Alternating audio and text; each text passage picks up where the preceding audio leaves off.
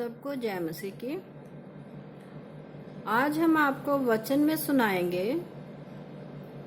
कि आप परमेश्वर के निकट आइए तो वो भी आपके निकट आएगा।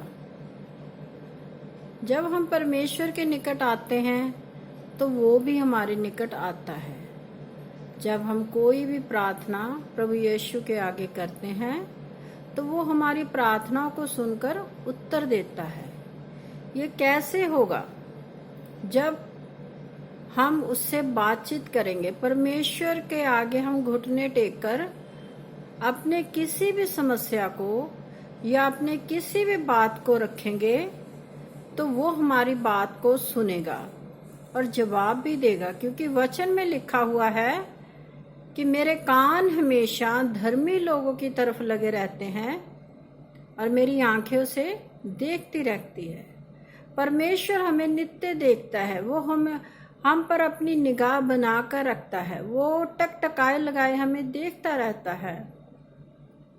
तो हम जो प्रभु यीशु मसीह के बच्चे हैं उसे भूल जाते हैं, लेकिन वो हमें कभी नहीं भूलता, क्योंकि उसने वचन में खुद कहा कि मैंने तेरी तस्वीर को अपनी हथेली पर खींच रखा है।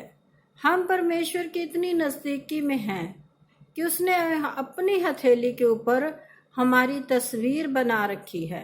हम सब की जो परमेश्वर पर भरोसा रखते हैं, और जब हम भरोसा रखते हैं तो हमारा विश्वास इतना दृढ़ होना चाहिए कि हमारी जिंदगी में कुछ भी हो जाए, हमें उस अपने विश्वास के ऊपर दृढ़ बने रहना है।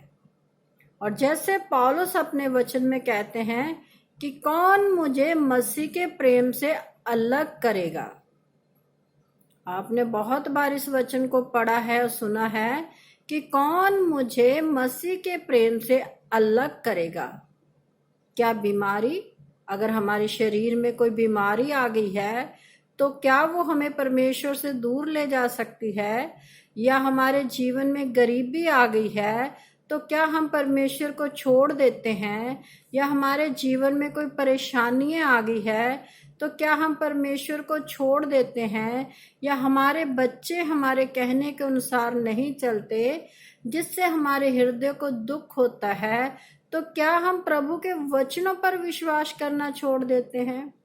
ऐसा नहीं होना चाहिए, क्योंकि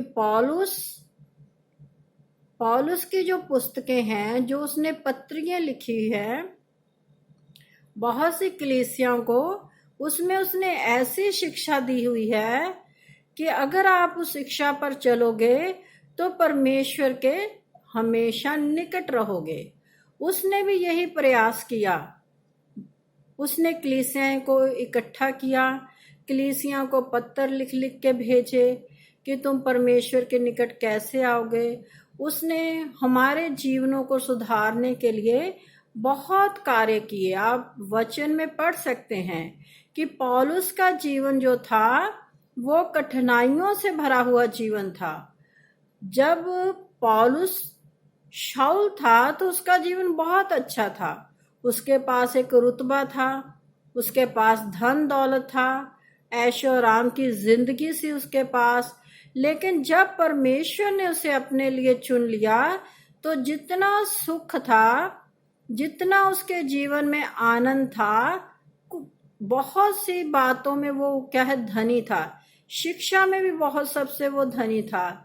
तो वो अपने वचन में खुद कहता है कि मैं इतना अमीर हूँ, रुतबे वाला हूँ, फरीसी हूँ, बहुत सी शिक्षा मैंने प्राप्त की हुई है, लेकिन जब प्रभु यीशु मसीह ने उसे चुन लिया तो प्रभु ने उसे खुद कहा कि अब मैं तुझे बताऊंगा कि दुख कैसे होते हैं, क्योंकि वो परमेश्वर की कलीसिया को सता रहा था।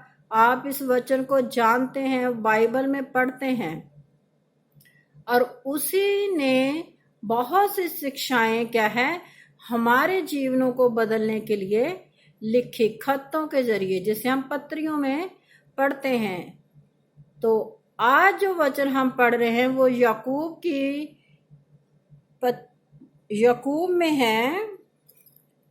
तो उसने परमेश्वर के लोगों को शिक्षा देने के लिए क्या वचन बोले, इसे हम पढ़ते हैं। याकूब की पत्री है ये, उसमें उसका 4 अध्याय है, उसकी 8 आयत में पढ़ेंगे।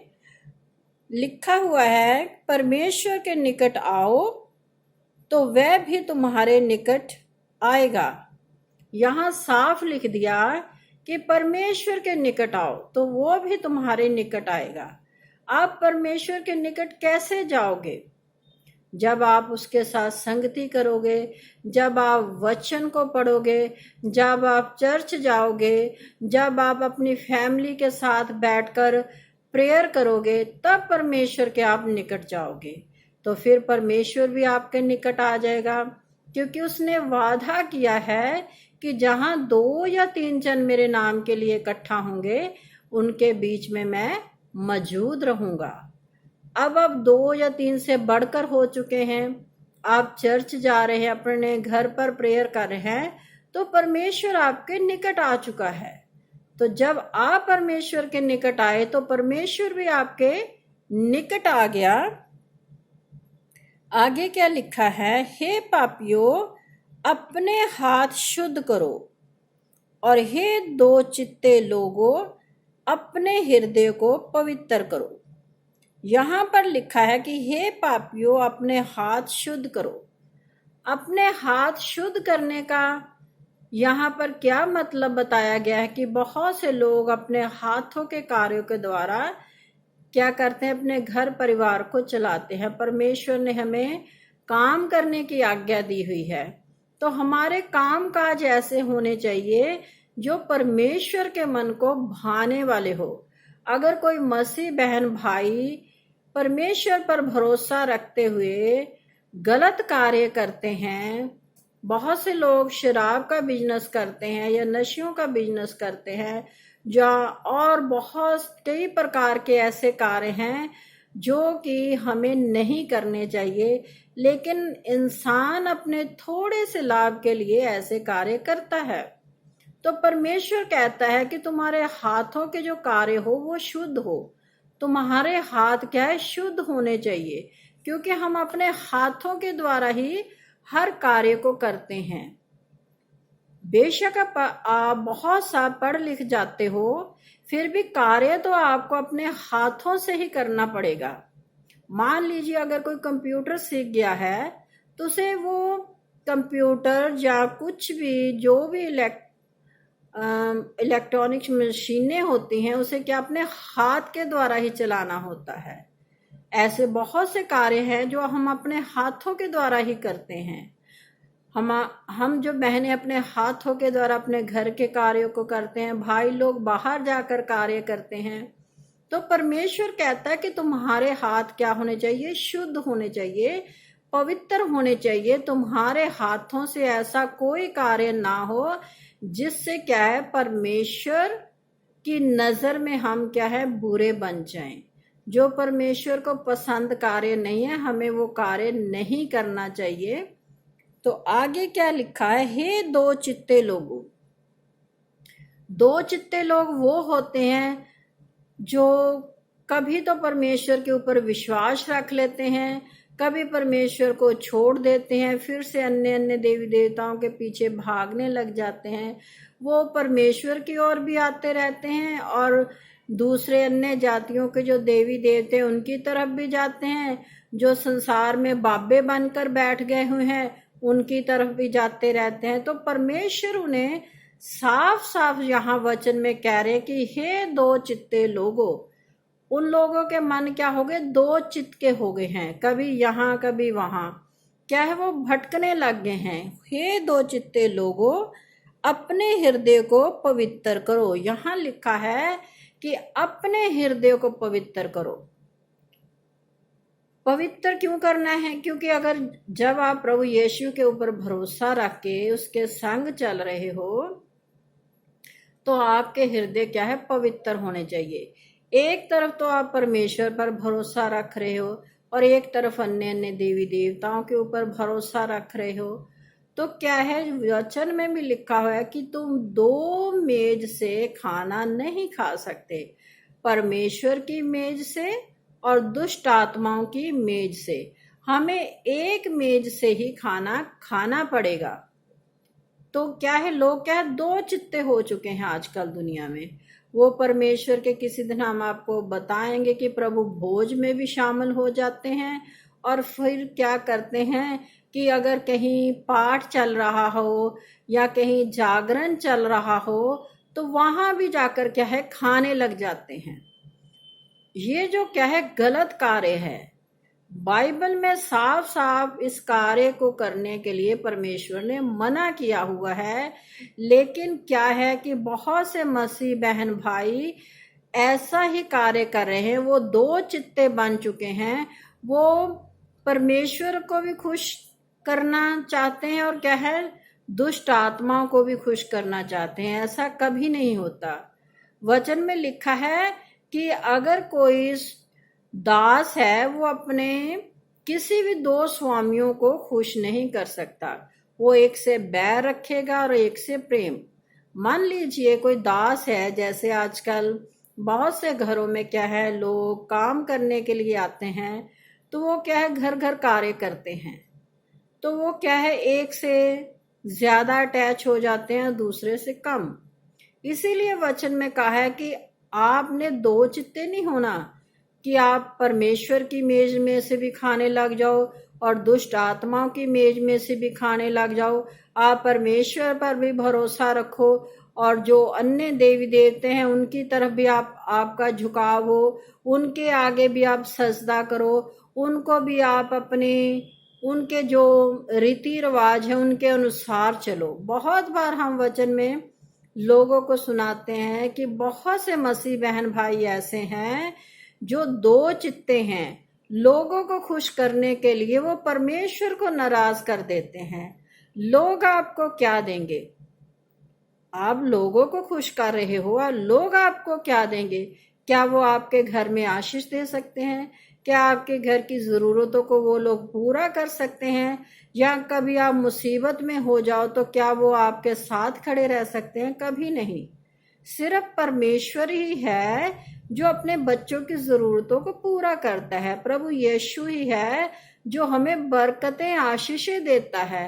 प्रभु यीशु ही है जो हमारे दुख में हमारे साथ खड़ा रहता है। उसने वचन में खुद कहा, मत डर मत डर मत डर, मैं तेरे संग हूं।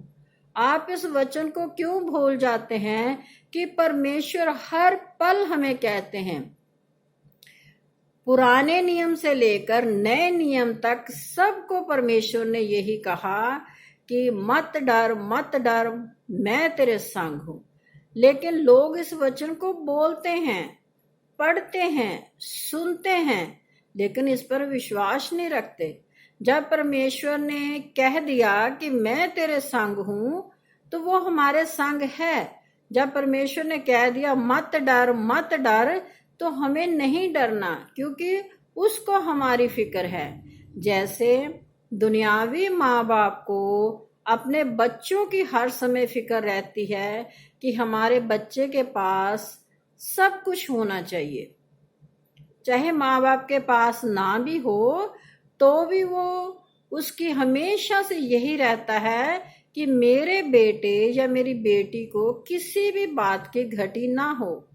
चाहे उसके पास हो, माँ बाप के पास ना हो, लेकिन वो अपने बच्चों की जरूरत को पूरा करते हैं। तो हमारा परमेश्वर तो इतना महान है, वो राज्यों का राजा है, वो प्रभुओं का प्रभु है, फिर वो हमारी जरूरतों को पूरा क्यों नहीं करेगा? हम बहुत बार लोगों को सुनाते हैं कि परमेश्वर पर दृढ़ विश्वास होना चाहिए। जब हम दृढ़ विश्वास करेंगे तो हमारी जिंदगी में दुख भी आएंगे, परेशानियां भी आएंगी। हम अपने बच्चों के द्वारा सताए जाएंगे, हम अपने बहन भाइयों के द्वारा सताए जाएंगे, या हम जिस समाज में रहते हैं उसके द्वारा भी हमें बहुत से दुख पहुंचेंगे। क्योंकि ये एक शैतान की योजना रहती है कि वो किस समय किसको गिरा दे। वो इसी ताक में रहता है कि अगर कोई विश्वासी दृढ़ विश्वास के साथ परमेश्वर के साथ चल रहा है तो मैं उसको कैसे गिराऊं। वो रास्ते निकालता है। वो उसकी योजना यही रहती है विश्वासियों को ठोकर खिलाने की। और बहुत से विश्वासी बहन भाई ठोकर खा भी जाते हैं, दुखों में पड़कर, बीमारियों में पड़कर। जब शैतान उनके ऊपर किसी भी तरह से हमला करता है, अटैक करता है, जैसे बहुत बार हम वचन में पढ़ते भी हैं अय्यूब की जिंदगी के बारे में कि किस किस तरह से शैतान ने उसकी जिंदगी पर अटैक किए। उसमें वो सारी दुनियावी बातें आ गई, उसका धन दौलत चला गया, उसके बच्चे मर गए, वो उसके जीवन में बीमारियां आ गई, यहाँ तक कि वो मरने पर पड़ा हुआ था। बहुत दुख उसने अपनी जिंदगी में झेला, लेकिन क्या आखिर तक वो विश्वास में बना रहा। थोड़े टाइम के लिए उसके मुंह से भी थोड़ा बहुता कुछ निकला जिसे आप वचन में पढ़ सकते हैं, लेकिन फिर भी वो आखिर तक क्या है, विश्वास में बना रहा। वो उसने कहा परमेश्वर ने दिया, परमेश्वर ने लिया, उसका नाम मुबारक हो।